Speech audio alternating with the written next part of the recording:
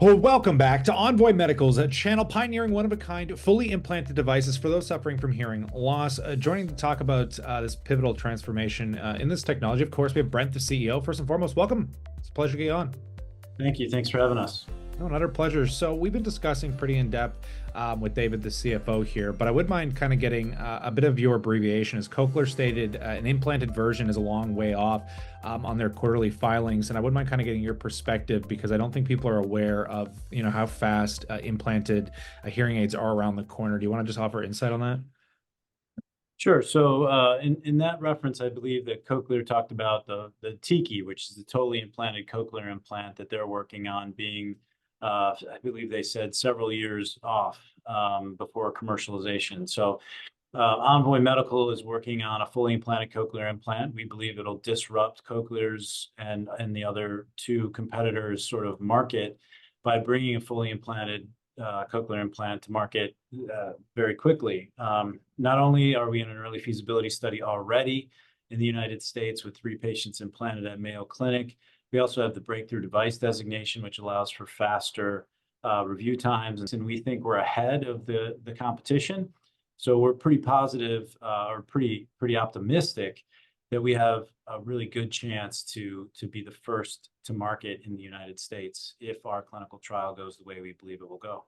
Yeah, I definitely appreciate the insight. And I wouldn't mind kind of getting your perspective too on the scale of the market here. Do you want to talk about the addressable market you have capable and also maybe talk about how kind of seamless this is from like an insurance reimbursement standpoint as well?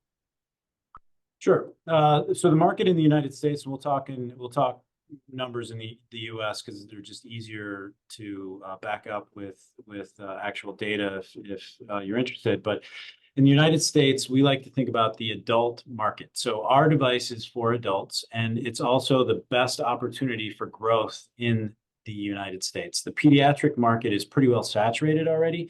If you're born deaf, you're probably going to get a cochlear implant from one of the existing players that has a pediatric cochlear implant. So we're really not interested in that market. What we're interested in is the adult market. And right now, there's about 4 million people in the United States who could get a cochlear implant, who qualify for candidacy for a cochlear implant, and only about 150,000 have gotten them so far. So the penetration rate for adults for cochlear implants is incredibly embarrassing, frankly, in the United States. And so we believe the real opportunity for the hearing implant space, particularly cochlear implants, is in that adult population. So as people age, as people live longer, they're going to progress more in their hearing loss. So that number of 4 million is probably going to grow over time. And that's people, by the way, that's not ears. So some people get 2, they get 1 in each ear, some people get 1. But for Envoy Medical to be a very successful business, we really only need a few thousand of these implants a year. And as you can see, there's millions of people out there that could benefit from it. No, 100%. And I think it's also important to kind of reiterate the milestone, like what investors should focus on from a timeline perspective here. Do you want to just dive into that a bit?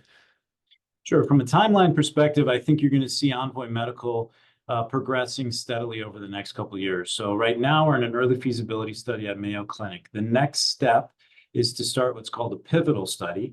The pivotal study is the next requirement before we go to the PMA submission, pre-market submission with the FDA.